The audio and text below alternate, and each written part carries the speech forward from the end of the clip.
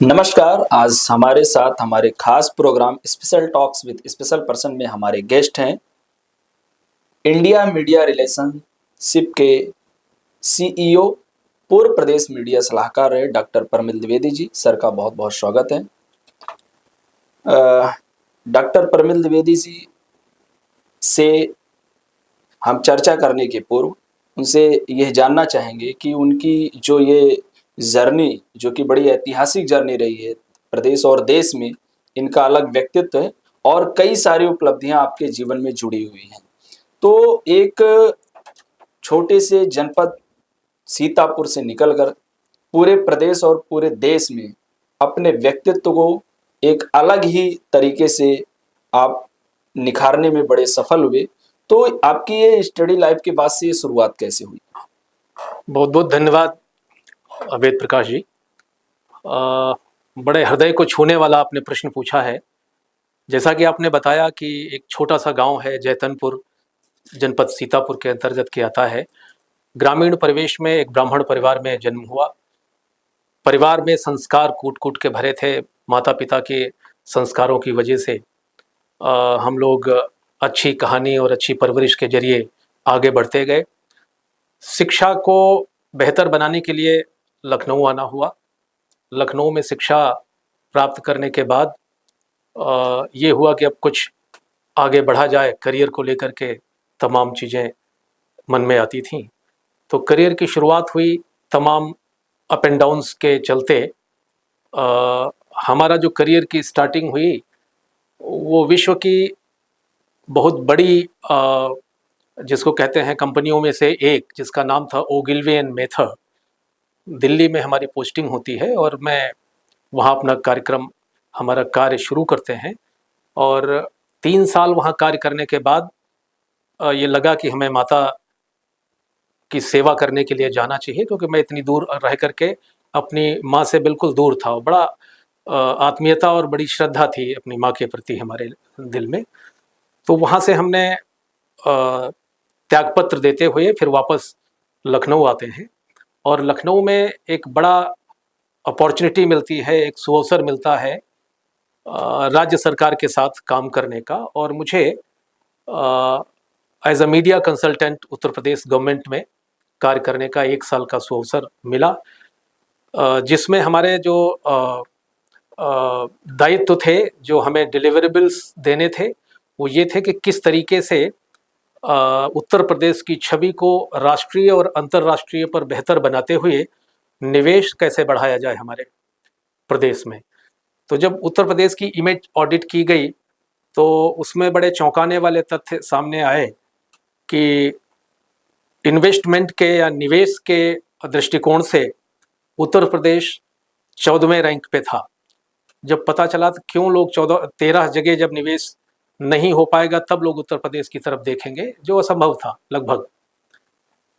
तो उसमें पता चला कि जो लॉ एंड ऑर्डर की प्रॉब्लम थी, कानून व्यवस्था की प्रॉब्लम थी, इसकी वजह से लोग निवेश करने हमारे प्रदेश में नहीं आ रहे हैं। तो उस पर 1 साल तक पूरा कार्य किया गया। एक सिंगल विंडो सिस्टम किया गया। कुछ सहयोग ब्यूरोक्रेट्स का उसके प्रति हो, जो निवेश वाले हैं उनको किया जाए। कुल मिलाकर के बहुत अच्छी सफलता नहीं मिली, लेकिन रुझान उत्तर प्रदेश की तरफ लोगों को आया और लोगों को ये रियलाइज हुआ कि उत्तर प्रदेश में किस कमी के चलते लोग निवेश करने नहीं आ रहे हैं। और उसमें जो ब्यूरोक्रेटिक विल पावर होती है, जो सरकार की इच्छाएं होती हैं, वो दोनों शामिल होती हैं, तब जाकर के ये चीज़ें प्रबंधन सही ढंग से चलता है। कुल मिला के 1 साल के बाद जो है वो वहाँ से हमारा टेन्योर समाप्त होता है। उसके बाद हमने उस अनुभवों को आगे और कैसे बढ़ाया जाए, तो उसमें हमने एक कंपनी की शुरुआत की जिसका आपने भी जिक्र किया है। कंपनी का नाम है इंडिया मीडिया रिलेशंस। उसका मैं सीईओ हूँ और हमारे 11 राज्यों में इसके ऑफिसेज हैं। और हम लोग मीडिया के जरिए, कम्युनिकेशन के जरिए इमेज सुधार करके, और जो हमारे क्लाइंट हैं, जो हमारे हमसे जो जुड़े हुए हैं लोग, उनके लिए हम लोग काम करते हैं कि उनकी टारगेट ऑडियंस तक हम लोग कैसे बेहतर तरीके से उनकी छवि को सुधारें, और उसका अंतिम लक्ष्य होता है उनके बिजनेस की ग्रोथ। तो इस तरीके से करते करते आज पड़ाव में हम लोग आए हैं। बहुत सारे देश के सेलिब्रिटीज़ हुई हैं, पॉलिटिशियंस हैं, कुछ कॉरपोरेट हाउसेस हैं, कुछ बैंक्स हैं, कुछ इंडिविजुअल्स लोग हैं, और कुछ अंतर्राष्ट्रीय कंपनियां भी हैं जिनके लिए हमने सेवाएं दी हैं और दे रहे हैं। बेहतर छवि हुई है, उनकी सफलताएं मिली हैं। तो इस तरीके से पड़ाव आज तक चलते हुए चला आया, और अभी हम लखनऊ में निवास कर रहे हैं। और जहाँ पे जिस गांव से हमने शुरुआत की थी अपने जीवन की, तो उसके प्रति कुछ जिम्मेदारियां थी, कुछ ऋण थे। जिस जगह हमारा जन्म लिया, वहाँ की हवा में हमने सांस ली, वहाँ की मिट्टी से हम पले बढ़े, तो उनका ऋण कैसे चुकता करें वो बड़ा असंभव कार्य है। लेकिन एक छोटा सा प्रयास किया कि उस मातृभूमि और माँ और मातृभाषा का कोई विकल्प नहीं होता, तो उस मातृभूमि को नमन करते हुए वहाँ पे हमने एक शुरुआत की, एक आश्रम की। एक बड़ा अच्छा दृष्टांत है यहाँ पे मैं बताना चाहूँगा। एक आईएएस अधिकारी रहे जिनका नाम श्री राकेश कुमार मित्तल था। उनको उनकी जो प्रवृत्ति थी और उनकी जो कार्यशैली थी, उसको देखते हुए हमने उनको गृहस्थ संत कहा। बड़े ईमानदार और बड़े परोपकारी व्यक्ति थे। तो हमने और श्री राकेश कुमार मित्तल ने वहाँ पे 1998 में उस गांव में कबीर भारती आश्रम की शुरुआत की, जिसका लक्ष्य यह था, जिसका उद्देश्य यह था कि समाज में सकारात्मक विचारों का प्रवाह बढ़े, और जो लोकल, जो क्षेत्रीय लेवल पे कमियां हैं, उनको हम अपने प्रयासों द्वारा कैसे दूर कर सकते हैं। तो वो अभी भी जो कबीर भारती आश्रम है वो तब से अभी अनवरत चल रहा है, और बहुत सारे अच्छे सामाजिक और नैतिक और आध्यात्मिक कार्य वहाँ पे हो रहे हैं।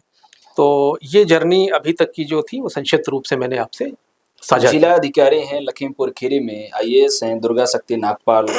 उन्होंने अभी हाल ही में जो लखीमपुर खीरी जनपद है वहाँ पे एक बड़ा ब्यूरोक्रेट से और सरकार की योजनाओं से और हर चीज़ों से थोड़ा हट के एक अलग प्रयास किया है, बेहतर प्रयास किया है। और जो जल का संरक्षण है वो कैसे बेहतर बनाया जा सके उस पे कार्य किया, और उसको करते हुए वो जनपद में कई सारे तालाबों का व्यापक स्तर पर सौंदर्यीकरण करवाती हैं और कई जल संरक्षण के माध्यमों को वहां पे स्थापित करवाती हैं, जिसको देखते हुए आपके द्वारा उनको सम्मानित करने का भी जो किया गया, तो ये कैसे रहा और क्या किस संस्था के तहत या किस एजेंसी के तहत कि आपके पास ये राइट है कि कोई अगर ब्यूरोक्रेट्स का अधिकारी कुछ बेहतर करता है, थोड़ा हटके करता है, अच्छा करता है, तो आप उसको सम्मानित करते हैं, और काफी अच्छा रहा वो मीडिया में हर जगह पे चला, क्या रहा वो? नहीं, बहुत अच्छा सवाल है। देखिए, एक प्लेटफॉर्म है कि जब कोई लीग से हट के समाज में अनूठा कार्य करता है, तो निश्चित रूप से उस अनूठे कार्य की सराहना होनी चाहिए, और उस सराहना के लिए कुछ प्लेटफॉर्म्स बने हैं। विश्व स्तरीय पे Guinness book of world record है, लिम्का बुक ऑफ रिकॉर्ड है। उसी तरीके से एक प्लेटफॉर्म है इंडिया बुक ऑफ रिकॉर्ड्स और एशिया बुक ऑफ रिकॉर्ड्स। मेरे पास सूचना आती है कि जनपद लखीमपुर खीरी की जो जिलाधिकारी महोदया है श्री दुर्गा शक्ति नागपाल जी, उन्होंने कुछ ऐसा अनूठा कार्य किया है, और उन्होंने अप्लाई किया है। उन्होंने अप्लाई किया है कि भाई इसमें अगर हमने कुछ अच्छा किया है तो रिकॉर्ड्स हमें मिलना चाहिए। हमारे पास आता है, तो मैंने जिस 15 जून तक का उनका कंप्लीशन था, 18 जून को मैं जाता हूँ लखीमपुर खीरी, और लखीमपुर खीरी में जो उन्होंने कीर्तिमान स्थापित किया वो ये था कि 1 महीने के अंदर पूरे जनपद लखीमपुर खीरी में 1030 अमृत सरोवरों अर्थात तालाबों का पुनर्निर्माण और रिवाइवल और न्यू कंस्ट्रक्शन, इन दोनों को करा करके एक कीर्तिमान स्थापित किया, जो बहुत बड़ा कार्य था, बहुत सराहनीय कार्य था। उसमें जाकर के मैंने स्थलीय निरीक्षण किया उनके जनपद के अधिकारियों के साथ में, और पाया कि जो मानक उन्होंने बताए थे वो सब सही पाए गए, और सही पाए जाने के बाद फिर 18 तारीख की जो प्रशासनिक हॉल था वहाँ पे श्री दुर्गा शक्ति नागपाल जी और वहाँ के मुख्य विकास अधिकारी अभिषेक जी और बाकी और जनपद के अधिकारियों के समक्ष मैंने उनको इंडिया बुक ऑफ रिकॉर्ड्स का मेडल और सर्टिफिकेट प्रदान करते हुए उनको बधाई दी कि आप एक ऐसी उदाहरण है जिलाधिकारी के रूप में कि हमारे प्रदेश में तो 75 जिले हैं, 75 ब्यूरोक्रेट्स हैं, किसी ने न इधर सोचा ऐसी बात और न ही किया, आपने करके दिखा दिया। एक कहावत को चरितार्थ किया कि action speaks louder than words, तो आपने एक्शन को करके दिखा दिया। तो एक ये अटेम्प्ट रहा, और आपने बताया कि केवल ब्यूरोक्रेटिक अप्रोच को नहीं, केवल जिलाधिकारियों को ही नहीं, कोई भी अनूठा कार्य करता है तो हमने तो बड़े बड़े संत महात्माओं को, बड़े बड़े पॉलिटिशियंस को, बड़ी बड़ी संस्थाओं को ये रिकॉर्ड ब्रेक करने पे दिया। अभी जो हमारा महाकुंभ था बड़ा अद्वितीय था, विश्व के सर्वश्रेष्ठ आयोजनों में से एक था, इतनी भीड़ कहीं नहीं आती है विश्व में। तो वहाँ पे एक अवसर ये मिला कि परमार्थ निकेतन में स्वामी चिदानंद सरस्वती जी ने भी एक कीर्तिमान स्थापित किया, उनको भी हमने दिया। एक आशुतोष आंबर जी हैं, आशुतोष भगवान मानते हैं उनको, उनकी डेड बॉडी अभी भी फ्रिज में रखी हुई है और वो बड़ा संस्थान है, आध्यात्मिक क्षेत्र में काम करते हैं, उनको भी हमने वहाँ जा करके ये सर्टिफिकेट्स और दिया। तो इस तरीके से हर क्षेत्र में, किसी भी क्षेत्र में अगर कोई नया कीर्तिमान, कोई नया इनिशिएटिव करता है तो हमारी संस्था उसके लिए ये कार्य करती है, और मैं उसमें एडजुडिकेटर के पोस्ट पे हूँ, यानी निर्णायक, यानी जज की भूमिका में मैं हूँ, और जा करके वहाँ पे जांच करने के बाद अगर सही पाया जाता है तो उनको प्रशस्ति पत्र, सर्टिफिकेट और मेडल प्रदान करता हूँ। आप उत्तर प्रदेश के 2027 के चुनाव को लेकर के जिस तरीके से आपका अनुभव रहा है, आप प्रदेश सरकार में भी रहे हैं एज ए मीडिया सलाहकार, और भी आपके ये सारे सामाजिक और राजनीतिक धार्मिक बड़े अनुभव रहे हैं, तो 2027 का चुनाव जो जिस समीकरण पे होने वाला है वो जातीय, धर्म, विकास, वो किधर जाता हुआ दिख रहा है आपको? और आपको क्या लग रहा है कि 2027 में जो अभी वर्तमान सरकार है, चाहे केंद्र में चाहे प्रदेश में, क्या वो सत्ता में दोबारा वापसी कर पाएगी? जो स्थितियां बन रही है, जिस तरीके से जात को लड़ाया जा रहा है, धर्म से धर्म को, आदि चीजें, तो इस पे क्या आपके विचार हैं? देखिए, एक बड़ी महत्वपूर्ण बात है कि आज से 10 साल पहले और आज के परिप्रेक्ष्य को अगर हम देखें तो काफ़ी कुछ चीज़ें बदल चुकी हैं, परिस्थितियां, समीकरण, तकनीक और लोगों की मानसिक सोच। 2027 का चुनाव जो है उसका जो पारंपरिक तरीके हुआ करते थे उससे अलग हट करके चुनाव होगा। कहने का मतलब कि जातिवाद और ये सब चीज़ें जो ध्रुवीकरण करने की कोशिश की जा रही, ये कोई काम आने वाले नहीं है, क्योंकि जनता बहुत जागरूक हो चुकी है, चाहे वो सोशल मीडिया के जरिए, चाहे होने वाली जो विकास की गतिविधियां हैं उनको ले लिया जाए, या कुछ ऐसे अभूतपूर्व कार्य हुए हैं जो असंभव कहे जाते थे, उनको देखते हुए जो जागरूक जनता है, जो पढ़ी लिखी जनता है, वो सब जान चुकी है कि कौन कार्य करने वाला है, कौन विकास करने वाला है, कौन जातीय चीज़ों में बांट करके लड़ाने वाला है। तो इसके भ्रम में आने वाली नहीं है जनता, और जो विकास करेगा वही सरकार आएगी, जो हमारे देश की सीमाओं की रक्षा करेगा वही सरकार आएगी, और ये सब जनता जान चुकी है। अब जनता भ्रमित होने वाली नहीं है। उत्तर प्रदेश के यशस्वी मुख्यमंत्री हैं योगी आदित्यनाथ जी, बड़ा ऐतिहासिक कार्य किया, एक बहुत ही वैश्विक स्तर का कीर्तिमान उन्होंने, उनके सरताज हुआ वो प्रयागराज का महाकुंभ, जो कि बहुत ही सफल रहा, और उसमें पूरे विश्व के सनातनी, अन्य अन्य धर्म संप्रदाय के लोग आए, वहां पे जाति जैसी कोई बात नहीं रही, सभी हिंदू बन करके आए, और उत्तर प्रदेश सरकार के लिए इतना बड़ा टास्क जिसको बखूबी उन्होंने पूरा किया और निर्विघ्न वो सफल किए। तो आपके तरफ से उनको कब सम्मानित किया जाएगा? क्योंकि एक अलग कीर्तिमान है और महाराज जी का वो कार्य जो है पूरे विश्व में सराहा गया कि इस तरीके से पहले कभी कुंभ और इतना विशाल आयोजन नहीं हुआ था। देखिए, हमारे यशस्वी मुख्यमंत्री योगी आदित्यनाथ जी प्रणब में हैं और उनको किसी लोभ लिप्सा की जरूरत नहीं है। वो एक सन्यासी हैं और एक सन्यासी जितने बेहतर ढंग से राज्य का संचालन कर सकता है, एक सामान्य व्यक्ति की क्षमता उतनी नहीं होती है, क्योंकि उनको किसी तरीके की अपेक्षा नहीं है। उनको अपने धर्म का निर्वहन करना है। और रही बात इतने बड़े कुंभ के आयोजन का श्रेय देने का, तो श्रेय उनको जाता है और गिनीज ऑफ वर्ल्ड रिकॉर्ड में उनका नाम ऑलरेडी दर्ज हो चुका है। इसके लिए हम बधाई देते हैं उत्तर प्रदेश सरकार की उस व्यवस्था को और यशस्वी हमारे मुख्यमंत्री योगी आदित्यनाथ जी को। उनकी जितनी सराहना की जाए उतनी कम है। बिना किसी भेदभाव के जिस तरीके से इस कीचड़ भरे प्रदेश को उस कीचड़ से निकाल करके ऊपर लाए हैं, हमारी कानून व्यवस्था की भूरि भूरि प्रशंसा न केवल उत्तर प्रदेश में, बाकी देश के अनेक राज्यों में हम आप सुनते हैं कि लोग कहते हैं कि हमें योगी जैसा मुख्यमंत्री चाहिए। तो ये हम सब आप नहीं कह रहे हैं, ये लोगों की जनमानस की ये भावना है और सब लोग जान रहे हैं, बुद्धिमान है कि जो अच्छा करेगा वो आगे बढ़ेगा और जिनके इंटेंशंस प्योर होते हैं वो कभी भी पीछे नहीं जाते, आगे बढ़ते हैं सदैव। ईश्वर भी उनकी मदद करता है, डिवाइन पावर्स उनको मदद करते हैं। जाते जाते एक अंतिम प्रश्न आपसे लेना चाहेंगे।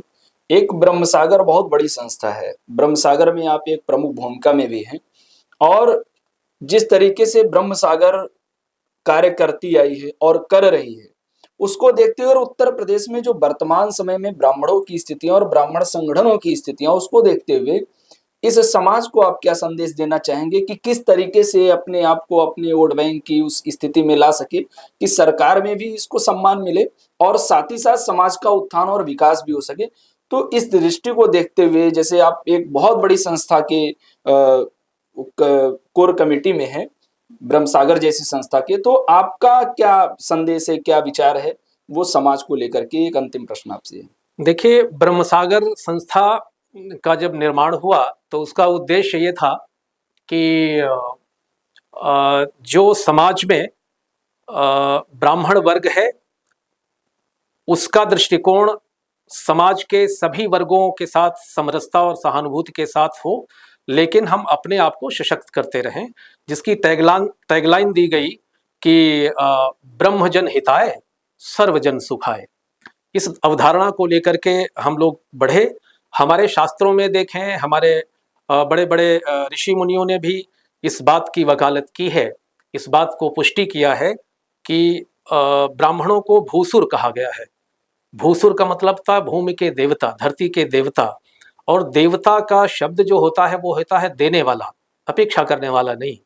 अगर हम सूर्य को देवता कहते हैं तो सूर्य बिना किसी अपेक्षा के अपनी ऊर्जा इस धरती को देते हैं, जिससे जीवन और प्राण संपन्न होते हैं। आप वृक्ष को ले लीजिए, उसको भी हम देवता मानते हैं, तो उनका कार्य केवल ये होता है परोपकार, केवल देना देना देना। नदी को ले लें, ऐसे ही तमाम है जिनको हम देव स्वरूप मानते हैं। ऐसे ही ब्राह्मण है। ब्राह्मण अपनी शक्ति, अपनी ऊर्जा से इस समाज को एक दिशा देता है, गति देता है। और रही बात पॉलिटिकल गेन की, तो ब्राह्मण कभी भी इसका लालची नहीं रहा कि हम पॉलिटिकल गेन पाएं तब हम जाके करें। वो नीर शीर विवेक की धारणा को रखते हुए जो व्यक्ति, जो नेतृत्व देश के हित के लिए, जनता के हित के लिए ईमानदारी से कार्य करता है, सदैव ब्राह्मण उसके साथ है। कुछ मजबूरियां होती हैं जो विपरीत विचार वालों के साथ भी ब्राह्मण खड़ा हुआ दिखाई देता है, वो उनकी मजबूरियां हैं। लेकिन बहुतायत से सारे ब्राह्मणों का जो मानना है वो ये है कि जो भी राष्ट्र के लिए, देश के लिए, समाज के लिए, वसुधैव कुटुंबकम के लिए, सर्वे भवन्तु सुखिनः की अवधारणा पे कार्य करेगा, उसके साथ में ब्राह्मण वर्ग सदैव खड़ा रहेगा। चूंकि मैं राष्ट्रीय स्तर का उसमें दायित्व निर्वहन कर रहा हूँ, मैं राष्ट्रीय महामंत्री हूँ ब्रह्म सागर में, लेकिन मैं सदैव इस चीज का पक्षधर हूँ कि व्यक्ति विशेष नहीं, व्यक्ति के कार्यों की सराहना होनी चाहिए, व्यक्ति के दृष्टिकोण और इंटेंशंस को देखते हुए जो राष्ट्रहित के लिए काम करेगा, जो समाज और देश को आगे बढ़ाने पे दिन रात मेहनत करेगा, जो भ्रष्टाचार से दूर रहेगा, ऐसे उस हर व्यक्ति का सपोर्ट होना चाहिए, सहयोग होना चाहिए देश हित के लिए, राष्ट्रहित के लिए। हमारे साथ खास वार्ता में डॉक्टर प्रमिल द्विवेदी जी रहे और सर ने बड़ी मुखरता पूर्वक वार्ता की। बहुत बहुत धन्यवाद। नमस्कार। आपको भी धन्यवाद।